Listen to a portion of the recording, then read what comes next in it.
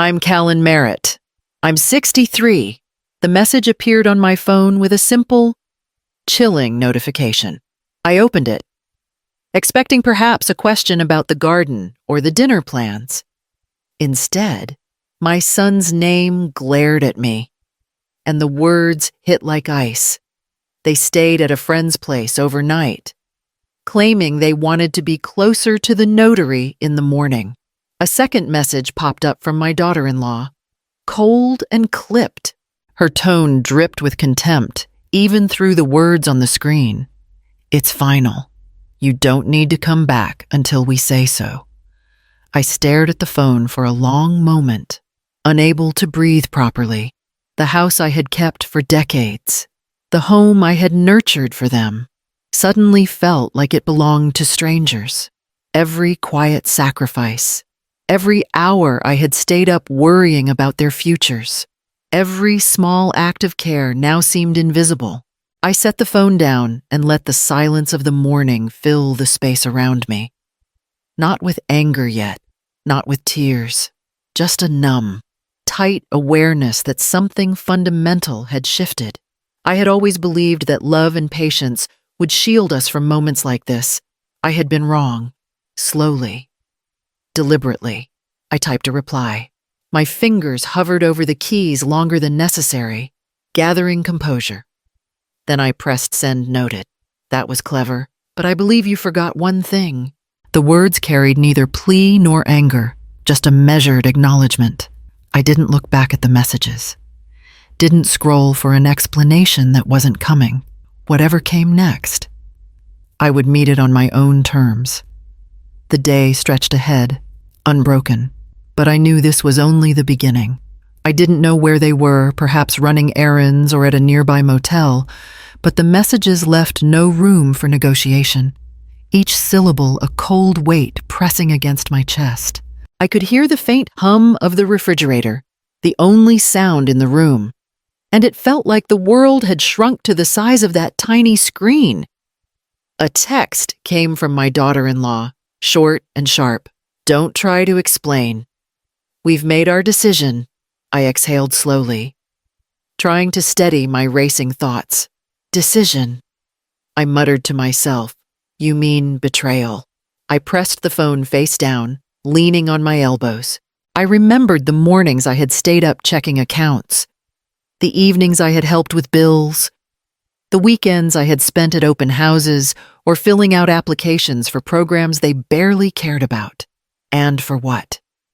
So my own son could treat me like a stranger in my own home. The phone buzzed again. I ignored it, my fingers tightening around the edge of the table. I didn't need another reminder of how casually my loyalty had been discarded. I stood, moving through the house slowly, touching the surfaces I had kept polished. The furniture arranged just so. The familiarity felt hollow. My home, my life, had been invaded not by burglars, but by the people I had trusted most. I sat back down, lifting the phone once more. My thumb hovered over the screen. I didn't reply this time. Words were unnecessary. Silence, measured and deliberate, became my first act of control. This was the shock settling in, the moment before the first real decision had to be made. I remembered the first time I had loaned him money. The sum was only $500. But to me, it had been a small act of trust. Callen, I'll pay you back next week, he had said. With that half smile that always made me believe him, I did not hesitate. I had always been the one who believed, the one who steadied the family when the tides rose. I had set up auto payments from my accounts, which they approved at the time, believing I was merely helping keep things afloat. You're the only one who can see this. Mom, he would say, voice full of urgency. I'll make it worth it. I made it work. I postponed my own plans, skipped vacations, downgraded my car, all to keep the wheels turning for them. And yet, the gratitude was never there. Just a glance that flicked past me, or a casual instruction, as if I were an extension of the house rather than a person. Mom, don't stress. We've got this. He said once while I worried over the rent checks. I smiled, but inside I felt invisible. Conversations with my daughter-in-law had been equally revealing. "It's easier when she handles it all," she said, laughing lightly as if it were a joke. I swallowed my pride, nodded politely, and kept sending money, kept staying late, kept solving problems no one else noticed. And yet, now, after decades of quiet labor, after $200,000 and endless nights spent untangling their chaos, the same people I had sustained were locking me out. They no longer trusted me, yet had relied on me every step of the way. I pressed my hands to my face, feeling the tension I had carried for years. Every sacrifice, every compromise, every quiet act of love and patience. And they had reduced me to a number, a utility. I was ready to stop believing in the narrative they had written for me. The time had come to consider what standing up for myself would really mean. I sat at the kitchen counter, phone untouched for nearly an hour. The silence was thick, but my mind was louder than ever. Every memory replayed with new clarity the way he brushed off my advice, the way she laughed at my careful calculations as if they were meaningless. "Mom, don't worry about it," he had said countless times, waving away spreadsheets I had stayed up late preparing. "I know what I'm doing." And she would add, smirking, "It's fine, really. You've done enough already." Enough. $200,000, years of work, endless compromises, and still. They treated me like an accessory, a convenience, never an equal. It hit me fully for the first time this was a pattern. They had relied on me, used me, and now they dismissed me. Every act of trust I had given had been weaponized against me in subtle ways, stripped of acknowledgement or gratitude. Over the years, each small act I did for them had been quietly disregarded, dismissed with a line or a shrug. I straightened in my chair, taking a slow, steadying breath. This wasn't about being hurt anymore. It was about clarity. I wasn't just someone who gave now. I saw the full picture. They didn't see me as a person. They saw me as a resource. And for the first time, I realized it was within my power to change that. The question was no longer whether I could, it was how. I sat at my desk, stacks of papers and my laptop spread before me. Each file, each printed email, each bank statement represented years of unnoticed labor. I opened the first spreadsheet, tracing the numbers with my finger. $6,500 every single month, wired without question, to an account they told me would keep everything afloat. He had never thanked me. She had never once acknowledged the nights I stayed up double-checking invoices. Their words replayed in my mind. "Mom, it's just money. Don't overthink it," he had said, his voice laced with irritation. And her voice had always had that sharp, clipped edge. "It's fine. You've done enough already." Enough. After all this time, they still didn't see me. I opened my phone and scrolled through texts. There it was, her laughing over a new purchase I had indirectly funded, him dismissing my projections in one-line replies. "Cute spreadsheets," he had said once, as if my calculations were mere decoration. Another time, she forwarded an email with a smiley face, commenting, "Don't worry, Mom. We've got it covered." Covered without me? Without recognition, without any credit for what had been accomplished. Over weeks, I had been saving emails, screenshots, and bank statements. Tonight, I finally compiled everything into one folder. I leaned back, letting the weight of it settle. For the first time, the pattern wasn't abstract. It was tangible, undeniable. I could see it, hold it, and now I could act on it. A deep breath, and I whispered to myself, "This is no longer just money or effort. They underestimated me. They forgot the one thing. I saved the last file in a password-protected folder and closed my laptop. The truth was in my hands, solid and undeniable. And now, it was time to decide what to do next. I closed the folder, my hands steady, the evidence laid out before me. $200,000, years of texts. Ignored advice, all documented and undeniable. I whispered. They thought this would keep me silent. I reviewed every slight, every dismissive word, every sarcastic remark my son and daughter-in-law had sent. "Mom, don't overthink it," he had said, time and again. And she, with that clipped laugh, "You've done enough already." Enough. I had kept my head down for decades. And now the scales could finally tip. I set up a secure email, drafted a password-protected folder labeled simply the Steward's Ledger. Each file was meticulously named every wire transfer, every condescending text, every ignored suggestion. I even noted the dates they had deliberately left me out of family decisions, the subtle manipulations meant to make me question my own judgment. Each detail was a thread weaving together the full pattern of their disregard. "This is not about revenge," I muttered aloud, pacing the small living room. "It's about making them see and making them accountable." I rehearsed the confrontation in my mind, the precise moment to open the folder, the words I would speak, the pauses to let the evidence sink in. Every gesture, every click of the laptop would convey control. I ensured the laptop was password protected and stored securely, only to be revealed at the exact moment of confrontation. I imagined them in the room, smug and confident, expecting me to stay quiet. "Not this time," I said firmly, gripping my laptop. By the end of the evening, the plan was clear. Reveal everything in a way that could not be ignored. Confront the arrogance with evidence.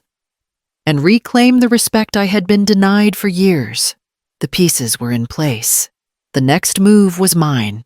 I stepped through the door, my laptop and briefcase tucked firmly under my arm. My son's laughter stopped mid-sentence when he saw me, the confidence in his posture faltering for the first time in years. "Mom," he said, voice tight, a nervous edge creeping in. I didn't answer immediately. I let the silence stretch, long and deliberate. Eyes turned toward me. Whispers spreading like fire through the room. My daughter-in-law's smirk faltered, replaced by a flash of irritation. "Callen, this isn't," she began. But I cut her off with a calm, controlled voice. "It is exactly this, and it's long overdue." He took a step forward, as if to block me, but I held my ground. "Mom, please, this isn't the time." "The time is exactly right," I said, clicking my briefcase open. "I've brought everything, every transaction, every ignored suggestion, every condescending text you ever sent me." I placed the laptop on the table, letting the weight of my words settle. His face paled. "You, what, $200,000? Unacknowledged for years?" I continued. "Every effort I made, treated as a convenience, dismissed at will. You forgot the one thing: I'm not invisible." She crossed her arms, trying to regain control. "Callen, this is inappropriate. You're making a scene." I met her gaze evenly. "The only scene being made is by your arrogance, and I am the witness." I opened the laptop, the screen illuminating the room. This is the record of every wire, every note, every slight. I've documented everything. It's all here. The room went silent. My son's jaw tightened. She shifted uncomfortably. They had expected a timid, compliant presence, the easy target, but instead, the strongest person in the room stood tall, composed, ready. And now, the balance had shifted. I no longer waited for permission or acknowledgement. The next move was mine, and every eye in the room knew it. I took a deep breath and looked at every face in the room. My son's smirk had vanished entirely, replaced by a tight, guarded expression. My daughter-in-law's arms were crossed. Her lips pressed into a thin line. "Go ahead," she said. Voice sharp. "Show us what you've been holding on to." I clicked the laptop, and the first spreadsheet appeared. Projected for everyone to see. $200,000, I said clearly. Each word deliberate. Every wire transfer I made to keep this household and its plans afloat. Every late night I balanced accounts no one asked me to. Every effort I made that was dismissed as trivial, cute, or unnecessary. He looked at me, disbelief flashing in his eyes. "Mom, this isn't—" "It is," I interrupted. Every message, every text where my advice was ignored, every time my work was belittled. You treated me as a resource, not a person. And it ends here. I scrolled through the emails, the ones she had forwarded with casual contempt. "See this," I said, pointing to her note about a new purchase funded by my money. Laughing, mocking, dismissing my involvement, while I carried the responsibility for months. She opened her mouth, and I silenced her with a look. Not a word. The evidence speaks for itself. I projected the texts from my son, the ones where he called my spreadsheets cute and told me to stay out of his strategy.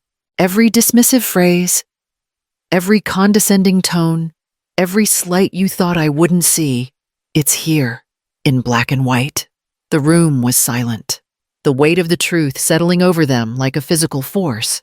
He leaned back, trying to gather composure. She shifted, unsure whether to argue or apologize. Neither choice seemed possible. I closed the laptop and met their eyes steadily. "You treated me as a guest with a wallet. That ends now. From this moment, the respect I was denied for decades is no longer optional. It is commanded." I stepped back, letting the silence stretch, letting the evidence do the work. They were left exposed, powerless in a room where I finally held every advantage.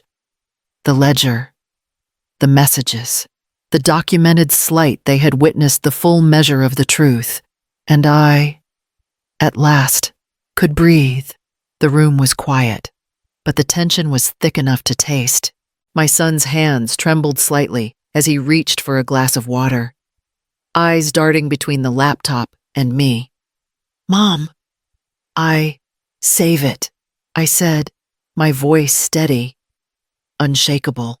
"Everything you tried to hide is now visible. Every slight, every dismissal, every careless remark." My daughter-in-law's face flushed crimson. "Callen, please. This isn't necessary." "It's necessary," I interrupted, letting the words hang. "You've treated me like a utility for decades. The evidence proves it. And now, the consequences are immediate." He opened his mouth again, and I held up a hand. "No excuses, no explanations. You both underestimated the person you were trying to control." "That stops today."